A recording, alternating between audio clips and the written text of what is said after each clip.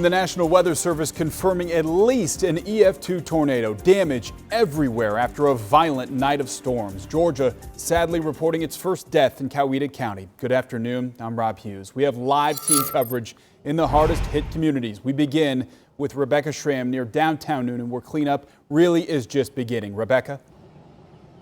Yeah, Rob, as you know, we first arrived at about 3 a.m. and we knew it was bad as we arrived in the dark, but we didn't know how bad until we got some daylight. Look at this, pieces of other people's homes everywhere. And then as you walk over here, you can see we got power lines, just a tangled mess. And then as you pan over here to this home, look at that. 3 trees fell onto it with a mother and her 2 children inside. Just south of downtown Newnan, Georgia, a town known for its historic homes, streets look unrecognizable. It's just like the ground picked up.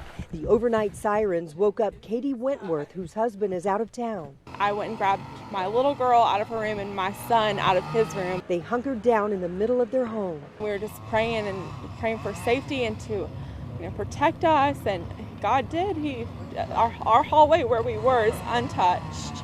But my living room's completely destroyed and my kitchen's destroyed. But just all those things were replaceable.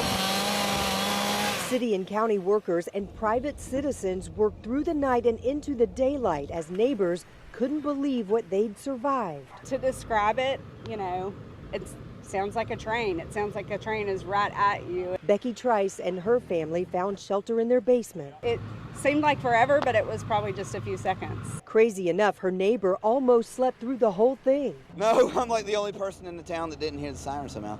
When he looks at the devastation, he knows it could have been a lot worse. I don't recognize my town anymore. It's sad. And I want you to take a live look at this home. I've learned a senior citizen was home alone when these trees fell right onto her home. And it took a while, but they got her out safely.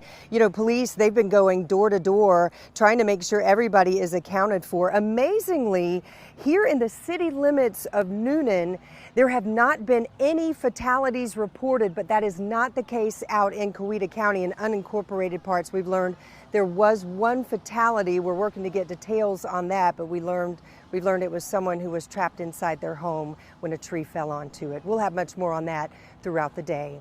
We're live in Newnan. Rebecca Schramm, CBS 46 News.